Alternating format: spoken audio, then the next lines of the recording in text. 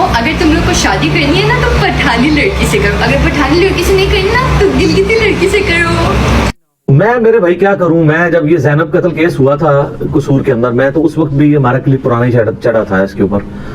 मसला नंबर 81 मेरा ये कौम लूत वाले अमल के ऊपर रिकॉर्डेड है, होमोसेक्सुअलिटी के ऊपर। उसके अलावा सेक्स के ऊपर मेरा मसला 155 डिटेल के साथ रिकॉर्डेड मौजूद है।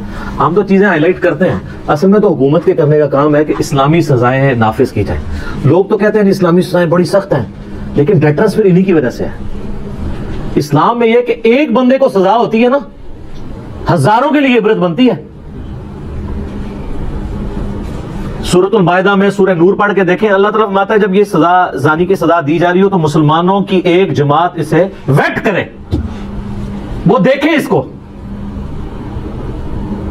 ताकि बाकियों के लिए इबरत। मुझे बताएं, अगर जानी को जिसकी रिपोर्ट हो जाए अदालत में, वैसे अगर किसी ने जना किया है या माज़अल्लाह कौम लूत वाला अमल किया है और वो पब्लिकली रिपोर्ट नहीं हुआ, अंदर खाना ही वो तौबा कर लेता है तो माफी है। मेरे यूट्यूब पे क्लिप है जना की तौबा के बारे में।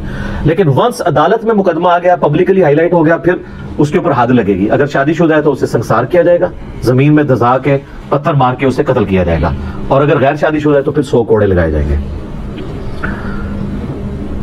तो अगर कुछ तौबा कर लेता है पब्लिकली हाईलाइट, लेकिन वंस पब्लिकली हाईलाइट होगा फिर पब्लिकली इसको डेटरस बनाया जाएगा।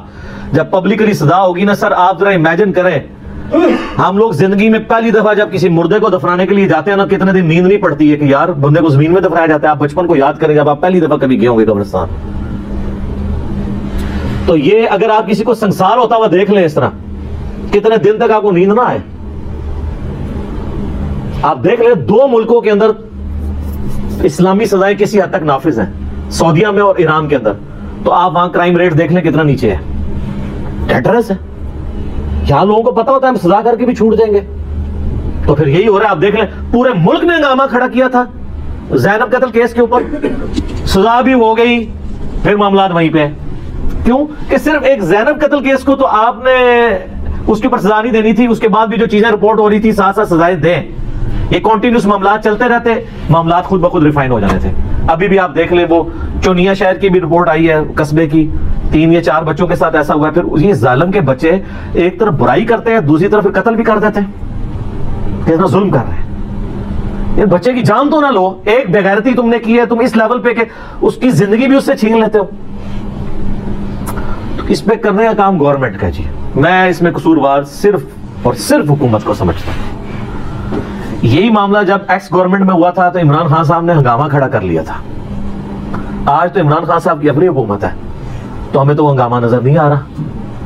मॉडल टाउन केस हुआ था, इमरान खान साहब ने हंगामा खड़ा कर लिया था। साहिवाल इंसिडेंट हुआ है, आप देख ले, अभी तक कहानियां करा रहे हैं। वो 3 करोड़ का एक चेक दे दिया है, बस कुछ भी नहीं हो रहा। उससे तो जुर्म से इनकार कर दिया है वो इदारों के लोगों ने, जिनको पूरी दुनिया ने काम करते हुए देखा है। अब वो ये समझते हैं शायद हमने मार के किसी को मुंह नहीं दिखाना। मैं तो अगर वो ये वीडियो मेरी देख रहे हैं तो दुनिया में इकरार जुर्म करके अपनी सजा भुगत लें। आखिरत की अजाब बहुत खतरनाक है।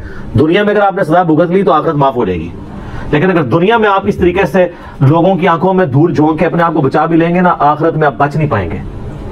इस ज़हन में रखिएगा, नॉट एट ऑल। और ये याद रखिएगा, ये कौम लूत वाला अमल इतना खतरनाक है। अबू दाऊद और तिर्मिज़ी के अंदर हदीस है, नबी सल्लल्लाहु अलैहि वसल्लम ने फरमाया कि अल्लाह ताला हक कहने से नहीं शर्माता। कोई शख्स अपनी बीवी के साथ भी कौम लूत वाला अमल ना करे। इसी तरीके से जामिया तिर्मिज़ी और अबू दाऊद के अंदर हदीस है कि नबी सल्लल्लाहु अलैहि वसल्लम ने फरमाया, जो शख्स किसी मर्द के साथ या किसी औरत के साथ कौम लूत वाला अमल करे, अल्लाह ताला उसकी तरफ नजर रहमत भी नहीं फरमाएगा क़यामत वाले दिन। वो अल्लाह जिसकी रहमत उसके गज़ब पे सबकत ले जाने वाली है, वो नजर रहमत नहीं फरमाएगा। मुस्नद अहमद में हदीस है कि जो शख्स कौम लूत वाला अमल करता है वो लानती है, मलऊन है। जामिया तिर्मिज़ी में हदीस है, जो शख्स किसी के साथ कौम लूत वाला अमल करे तो फाइल और मफूल दोनों को कत्ल कर दो। यानी जो बिर्रिज़ा कर रहे हो, एक तो है कोई जबरदस्ती कर रहा है, फिर तो उसमें सिर्फ फाइल को किया जाएगा। ये सर सजा है इसकी, आपको पता है इसकी सजा क्या है? मुसन्नफ इब्न अबी शैबा में सही सनद के साथ मौजूद है। अब्दुल्लाह इब्न अब्बास रज़ियल्लाहु ताला अन्हुमा कहते हैं कि जो कौम लूत वाला अमल करे तो उसकी सजा यह है कि उसे उस इलाके की सबसे ऊंची जगह पे खड़ा करके औंधा मुंह करके जमीन पे फेंका जाए और उसके बाद उसके पत्थर मार के कत्ल कर दिया जाए। ये इसकी हद है इस्लाम के अंदर, और ये बेस्ड अपॉन कौम लूत के अजाब की। उसमें भी यही था कि अल्लाह ताला ने उस बस्ती को पहले उल्टा था और उसके बाद पत्थरों की बारिश की थी। तो सेम सजा इधर भी है। कुरान हकीम में जगह जगह जिक्र हुआ है, 4-5 मकाम के ऊपर कौम लूत के अमल का जिक्र हुआ है। करने वालों के साथ अल्लाह ने क्या किया था, उस बस्ती को फरिश्तों ने अल्लाह के हुक्म से उलट दिया था, उसके बाद पत्थरों की बारिश हुई थी और हर बंदे के नाम का पत्थर आया था। सिर्फ लूत अलैहिस्सलाम, उनकी 2 बेटियां बची थी, लूत अलैहिस्सलाम की अपनी बीवी भी इसके अंदर मारी गई थी।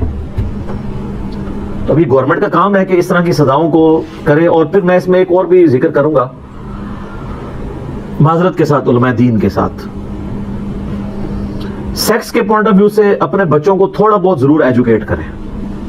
इस हवाले से मैं कहता हूं, वो एक छोटा सा वीडियो क्लिप है आमिर खान का।